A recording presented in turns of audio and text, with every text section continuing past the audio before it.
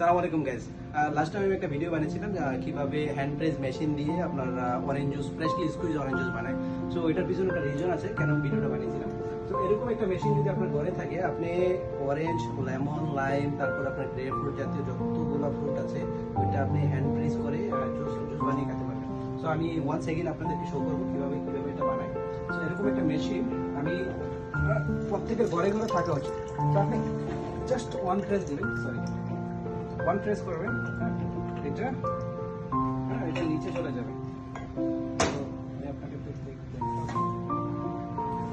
This is how it like.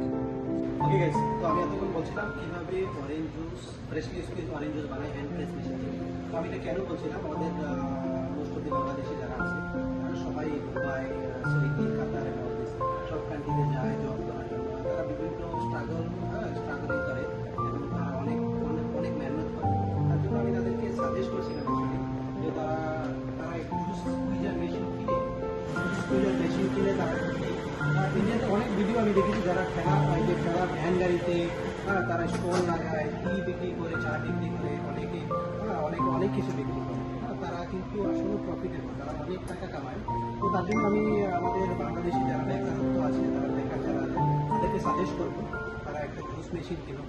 তারপরে fresh fruit যারা আছে, অরেঞ্জ আর যে ফ্রেশ ফ্রুটটা তারা একটা ব্র্যান্ডে সুন্দর করে ডেকোরেশন করে তারা যদি এগুলো বিক্রি করতে পারে রোডের পাশে, তারা তাদেরকে সৌদি বা দুবাই বা ওমান বা বিভিন্ন কান্ট্রিতে যাওয়ার কোনো দরকারই হবে না। ইনশাআল্লাহ তারা ভালো টাকা কামাবে। সো ফলো দ্যাট, তারা আপনারা প্রফিটেবল হবেন ইনশাআল্লাহ। আর যেটা ফ্রেশলি স্কুইজ যে জুসের যে মেশিনটা, এটা আই ডোন্ট থিঙ্ক বাংলাদেশের টাকাতে একটু বেশি হবে, খুবই চিপ, যেটা আমরা ফ্রেশলি স্কুইজ সব কিছু খেতে পারবো। সো তখন ভালো থাকবেন ইনশাআল্লাহ। পরবর্তী ভিডিও